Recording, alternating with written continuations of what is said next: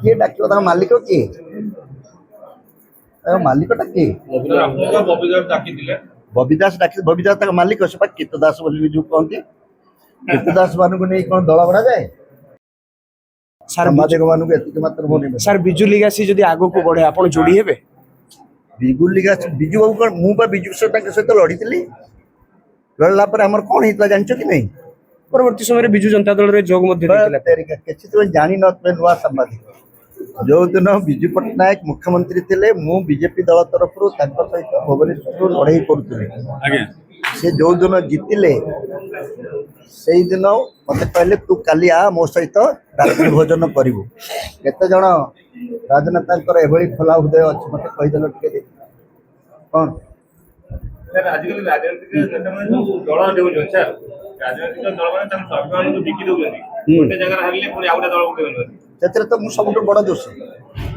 ମୁଁ କୋଉ ଦଳ ଛାଡ଼ିବି? ଏମିତି ହେଲେ ରାଜ୍ୟର ସ୍ୱାର୍ଥ କେମିତି ଦେଖିବା? ଦଳକୁ ଜୀବନର ଏକମାତ୍ର ଦଳ ବୋଲି ଭାବି କଲେ କୋଉ ଦଳ ସିନା ଠିକ ଥିଲେ ତୁମେ ଠିକ ରହିବ। ଯଦି ଦଳ ତାର ଗତିପଥ ପରିବର୍ତ୍ତନ କଲା ତୁମେ କାହିଁ ସେ ଦଳ ରହିବ? ଅନେକ ସମୟରେ ଦଳ ବଦଳ ବାଲାଙ୍କୁ ଯୋଉମାନେ ସମାଲୋଚନା କରନ୍ତି ମୁଁ ତାଙ୍କର ସମର୍ଥନ କରେ ନାହିଁ। ଆଗେ ବୁଝିବାକୁ ପଡିବ କୋଉ କାରଣରୁ ସେ ଦଳ ଛାଡ଼ିଲା। ସେ ବିଷୟରେ କେହି ସାମ୍ବାଦିକ ମାନେ ମାତ୍ର କେହି ପ୍ରଶ୍ନ ପଚାରି ନାହାନ୍ତି। ଆପଣ କାହିଁକି ବିଜେପିରେ ମିଶିଥିଲେ? ଆପଣ କାହିଁକି ବିଜେପି ଛାଡ଼ିଲେ? ଆପଣ କାହିଁକି କଂଗ୍ରେସ ପରିବାରର ଲୋକ କଂଗ୍ରେସ ଛାଡ଼ିଲେ? ଆପଣ କାହିଁକି ବିଜୁ ଜନତା ଦଳ ମୁଁ ତ ଛାଡ଼ିନି ମତେ ବିଦା କରିଦେଇଥିଲେ। ଜାଣିଛନ୍ତି କେବେ? ଜାଣିଛନ୍ତି? ତ ଲଢିଛି ସ୍ୱାଧୀନ ଭାବରେ ଲଢିଛି ବହୁତ ଭୋଟ ପାଇଛି।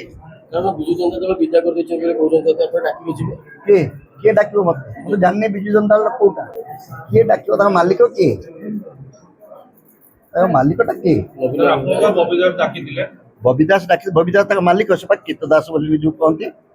କୀର୍ତ୍ତି ଦାସ ମାନଙ୍କୁ ନେଇ କଣ ଦଳ ବଢାଯାଏ? ଛାଡ ଏସି ବିଷୟରେ ଆଲୋଚନା କରି ଲାଭ ନାହିଁ। ଆଗକୁ କଣ ହଉଛି ଦେଖ। କଣ ହବ ବିଜୟଙ୍କୁ ପଚାରିଲନି? ହବ ଭବିଷ୍ୟତ ବହୁତ କିଛି କଥା କହିବ। କହିଲେ ଆଗକୁ ଦେଖ।